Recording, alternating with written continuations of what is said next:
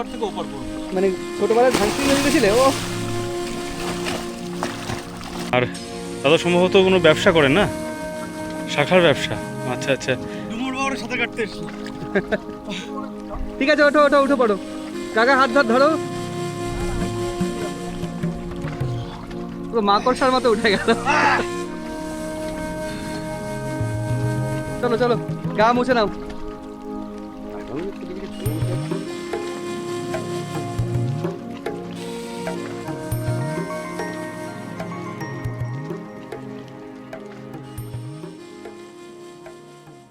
নমস্কার, আজ চলে এসেছি রবিবার সূর্য এক ভ্রমণে, যা আর কি একটি অশ্বক্ষাকৃতির হ্রদ।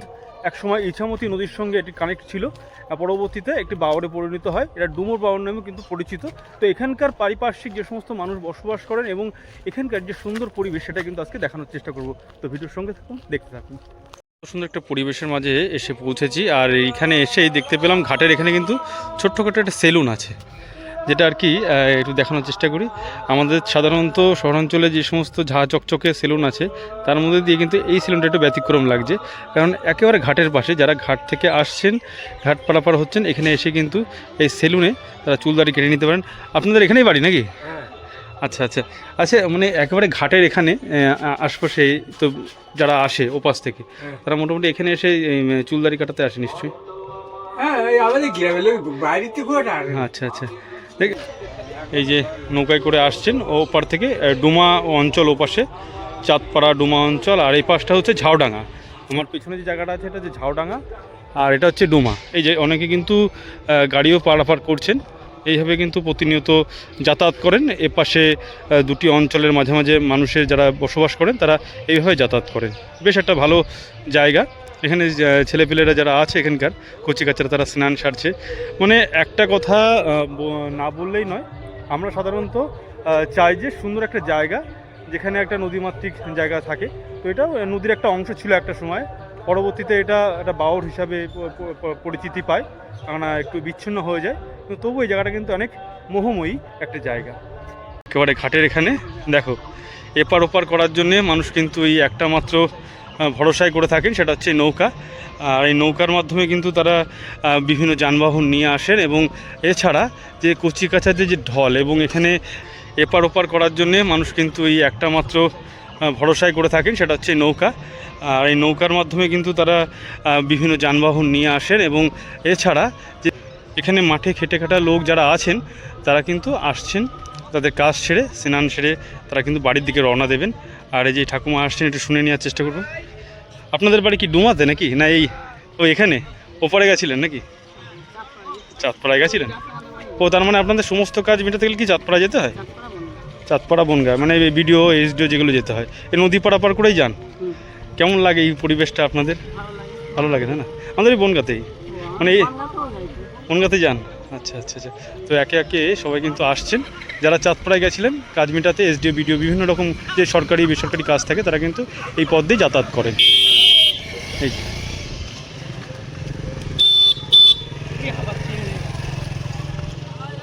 আপনি কাকু, আপনি পারাপার করেন নাকি? কত বছর ধরে এই বাওর পারাপার করেন? তা আমাদের প্রায় 50 উপরে বয়স হয়ে গেল।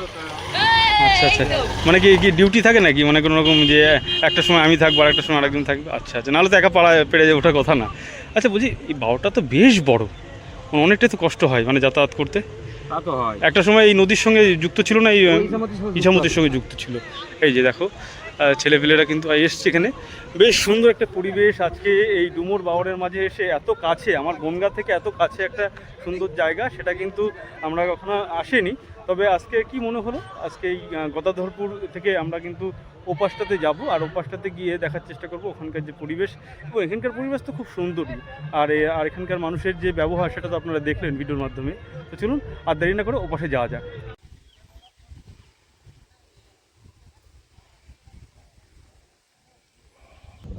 এই মুহূর্তে এসে উপস্থিত হয়েছি গদাধরপুর চরপাড়া।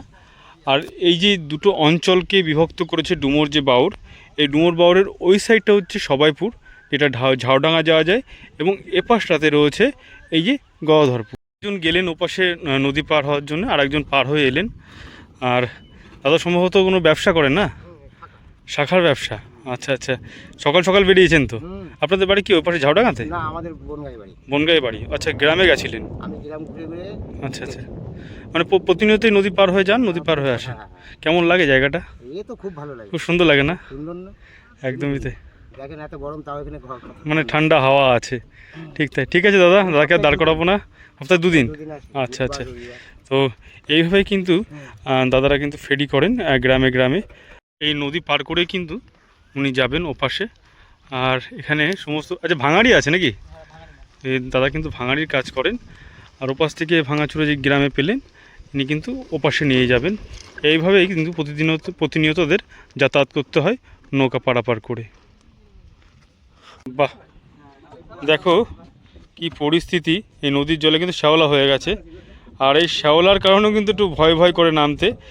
সাধারণত এই যে নদীর যে গভীরতা সেটা কিন্তু খুবই কমে গেছে। নদী বলতে পারেন, বাওর বলতে পারেন, একটা সময় নদীর একটা অবিচ্ছিন্ন অংশ ছিল যাওয়ার জন্য। আর সে কারণবশত কিন্তু এখন উঠে যেতে হবে। দেখো এইভাবে কিন্তু প্রতিনিয়ত যাতায়াত করেন দাদারা।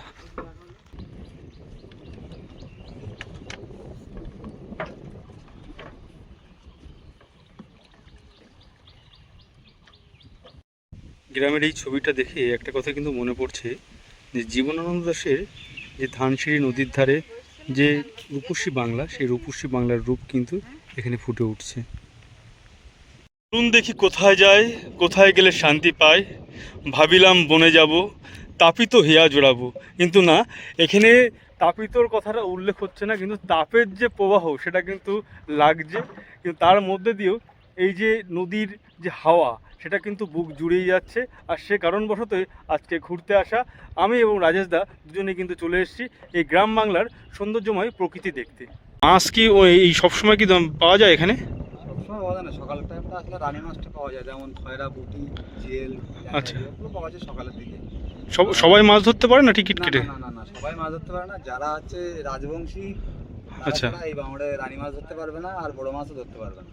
আচ্ছা। বড় মাছ সমিতির মাধ্যমে ধরা হয়, হুম হুম, সেটা একটা নির্দিষ্ট টাইমের মধ্যে। আর যারা পাশে মাছ ধরবেন 1000 টাকা টিকিট দেয় সমিতি থেকে। আচ্ছা আচ্ছা আচ্ছা। লোকাল ছিল, আমরা যেরকম জনসাধারণ, আমাদের কোনো, আমরা রাজবংশী না, হুম। যেহেতু আমরা মাছ ধরার কোনো পারমিশন আমাদের নেই। আচ্ছা আচ্ছা, পুরোটাই আছে রাজবংশীদের, মানে এতে আছে হেফাজতে। আচ্ছা আচ্ছা, ওনাদের কি ওনারা প্রতি বছর ভাগ পান তাই তো? এটা যা মাছ হয় প্রতি বছর শেয়ারে ভাগ। আচ্ছা আচ্ছা, এগুলো ভাগ ভাগ করা থাকে না? মানে ভাগ ভাগ করাও আছে? ভাগ করা আছে, জোড়া ব্রিজ পর্যন্ত বাউডারে। আচ্ছা, 9 মাইল লম্বা আছে। 9.5 মাইল? 9.5 মাইল টোটাল বাউডটা। 9.5 মাইল লম্বা এই যে বাওরটা দেখা যাচ্ছে, কম না কিন্তু।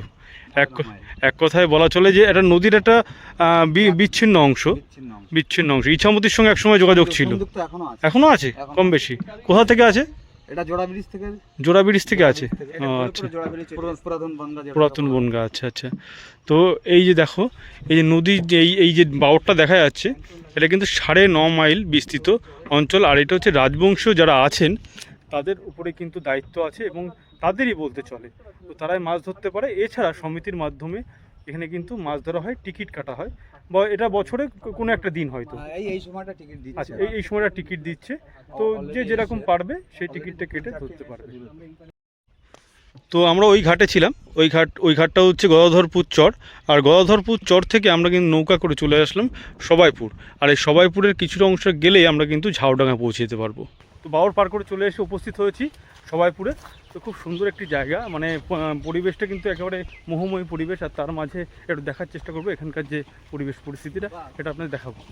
ইতিমধ্যে ঘাট পার হয়ে চলে এসেছি। ঘাট পার হয়ে এই ঢালাই রাস্তা ধরে একটি বাজার পড়বে, এটা হচ্ছে সবাইপুর বাজার।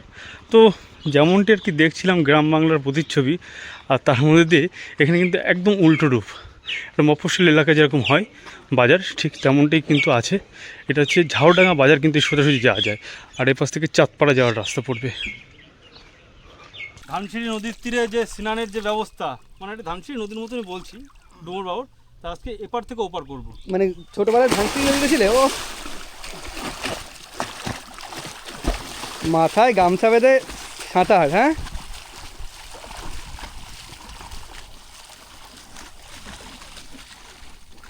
ও ভালোই সাঁতার কাটছো তো।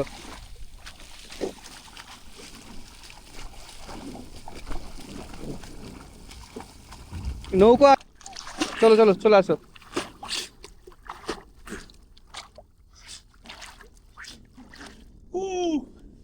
কেমন লাগলো বলো? অসাধারণ কথা বলো না, উঠো ওঠো আগে ওঠো। বহুদিন পর ইচ্ছাবতীতে স্নান করা হয় মাঝে সাথে, তো আজকে ডুমুর বাবার সাঁতার কাটতে এসেছিলাম। ঠিক আছে, ওঠো ওঠো উঠে পড়ো। কাকা হাত ধরো। পুরো মাকড়সার মতো উঠে গেল। চলো চলো, গা মুছে নাও। তো যেই দাদার নৌকায় করে ওপারে গেছিলাম, আবার নৌকা থেকে নদীতে একটু সাঁতার কাটতে নামলাম, সেই দাদার সঙ্গে একটু পরিচয় করে নিই। দাদার নাম? প্রসেনজিৎ মণ্ডল। দাদা কি এই গ্রামে বাড়ি? এই পাড়াটাই বাড়ি, এই গ্রামেই বাড়ি। আচ্ছা আচ্ছা আচ্ছা। তার জন্য এই নিয়মটা যাতে চলে, যাতে মানুষের অসুবিধা না হয়, তার জন্য মানে এই ছেলেমেয়েরা স্কুলে যাওয়া, যাতায়াতটাই মেন, তাছাড়া আদার্স মানুষের বাজার। তো তুমি কোন স্কুলে পড়তে? আমি পড়তাম ওই সবাইপুর ঘাট পার হয়ে যে স্কুল আছে, হাই স্কুল। হ্যাঁ হ্যাঁ। আর প্রাইমারিতে পড়েছি, এখান থেকে সোজা দেখা যাচ্ছে, ওটা প্রাইমারি স্কুল। আর বাজারঘাট? বাজারঘাট ঝাউডাঙ্গা বাজার, পাঁচপোতা বাজার, আচ্ছা, সব নদী পার হয়ে চাঁদপাড়া বাজার। মানে যাই করতে হয় না কেন তোমাদের সমস্ত বাধ্যবাধকতা মানে এ করে নিয়ে নদী পার করে যেতে হয়। আচ্ছা আচ্ছা। হসপিটালটা এখান থেকে বনগা 13 কিলোমিটার গেলে সেটা 13 কিলোমিটার রাস্তা। 13 কিলোমিটার। আচ্ছা, এই যে রাস্তার অবস্থা এখন নাই খোয়া পড়েছে, কিছুদিন আগে তো আরো খারাপ ছিল। না, কিছুদিন আগে বলতে আগে পিচের রাস্তা ছিল, আর এখন আবার নতুন করে স্যাংশন হয়েছে, যার জন্য মানুষ এই বর্তমান প্রায় 1 বছর ধরে ভুগছে এই রাস্তাটা, যে এখন নতুন রিপেয়ারিং হচ্ছে। তা এখন ভালোর জন্য তো একটু ভুগতে হবে, এই হচ্ছে ব্যাপার। আচ্ছা আচ্ছা। তাছাড়া বাদ বাকি সবই ঠিক আছে, এখানকার পরিবেশ সবই ঠিক আছে, একদম ঠিক আছে। ভালো থেকো দাদা, ভালো থেকো, সুস্থ থেকো, এই কামনা করি। খুব ভালো লাগলো তোমার সঙ্গে আজকে এই পুরো দিনটা কাটাতে, আর সঙ্গে ছিল রাজেশ দা। তো আজকে রবিবাসরী এই ভ্রমণে বিভিন্ন অভিজ্ঞতার মাধ্যমে আপনাদের বিভিন্ন বিষয়গুলো তুলে ধরার চেষ্টা করেছি ভিডিওর মাধ্যমে। সেই জায়গার মতনই কিন্তু এখানে একটা প্রতিচ্ছবি তুলে ধরার চেষ্টা করেছি। জানি না সেই গ্রামের মতন কিছু এসছে কিনা, তবু আপনাদের দেখানোর চেষ্টা করেছি। আপনাদের কেমন লাগলো অবশ্যই কমেন্ট বক্সে কমেন্ট করে জানাবেন।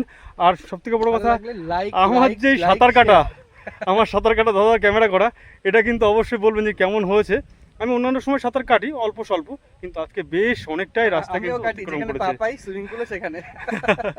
তো আশা করি ভিডিওটি আপনাদের ভালো লাগবে। আপনারা সুস্থ থাকবেন, ভালো থাকবেন, এই কামনা করি। নতুন কোনো ভিডিওতে আপনাদের সঙ্গে আবার দেখা হচ্ছে।